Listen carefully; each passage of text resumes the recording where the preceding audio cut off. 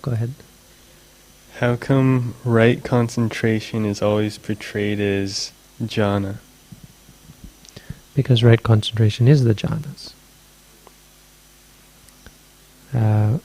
But this is, obviously a fairly controversial subject. But first of all, the question it starts with an incorrect premise, because the jhanas are not always portrayed as, did you say always?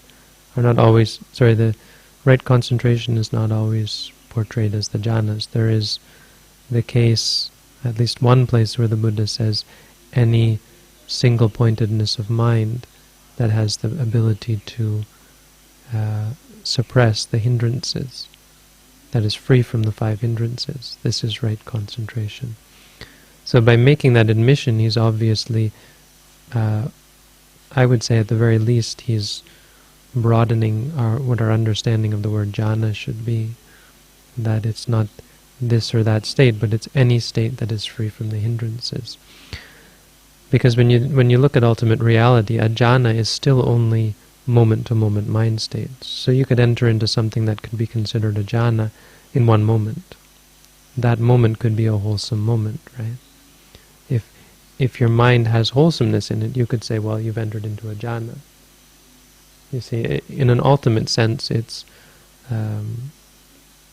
boils down to what's the components of that mind.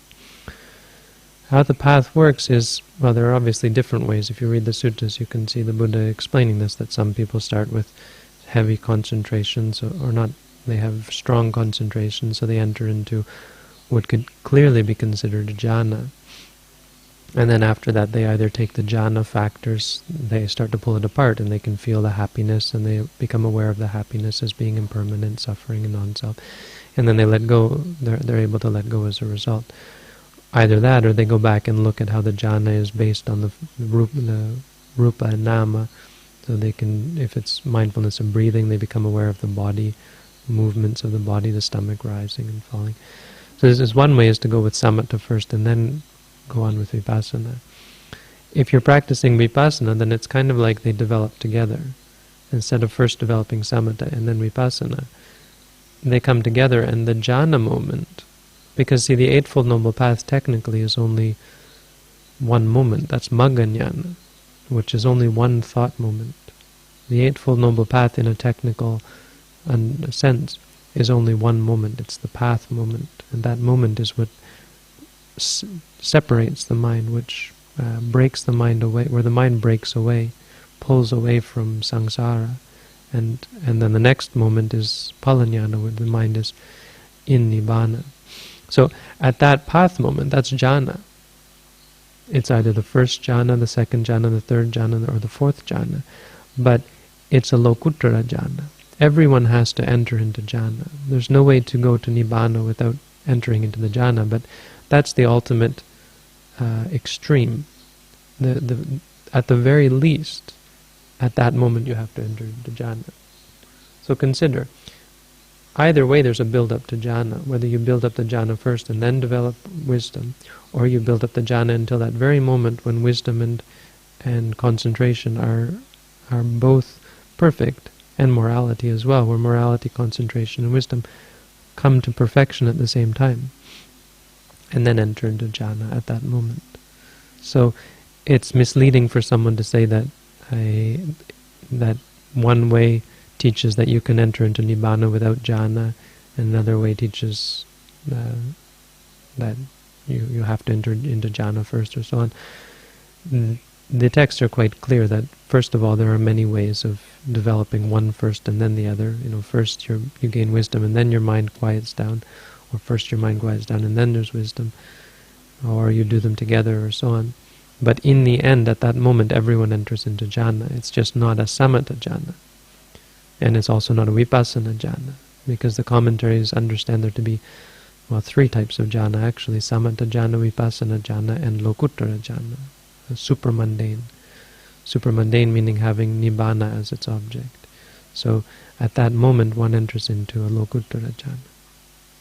That's why right concentration. That's probably the easiest explanation as to why the Eightfold Noble Path concentration factor is considered to be the jhanas, because it's a lokuttara jhana that is being talked about. The Eightfold Noble Path can also be understood as a Pupangamaga, the precursor path, which is the path that you're developing up to that point. But all you're doing up to that point is developing the 8 factors. I think we talked about this before, that developing morality and seclusion or so on. You can do that, but eventually they all have to come together. It's called Magga Samagi, which means they become harmonious. So in the beginning, someone may have strong morality but weak wisdom and weak concentration, or developing one or the other. Eventually, they all have to come together. So the Pupangamaga, you can enter into Samatha jhana, you can enter into Vipassana jhana, back and forth, as long as you're cultivating all 8 of these qualities, until the point where you enter into a Lokuttara jhana, which, I'm sorry, the quote that I gave actually may have been incorrect, because I think there's a quote of that sort, but the quote I'm thinking of actually says, right concentration is any concentration that is accompanied with the other 7 path factors. I'm sorry, that's what it says. But the commentaries are all talking about how the 5 hindrances have to be suppressed. I believe the sutta says, the one that I'm thinking of says, it has to be accompanied with the other 7 path factors. If it's accompanied with wisdom, with samma ditti, samma sankappa, samma vaja, samma kamanta, samma vayama, samma ajiva, samma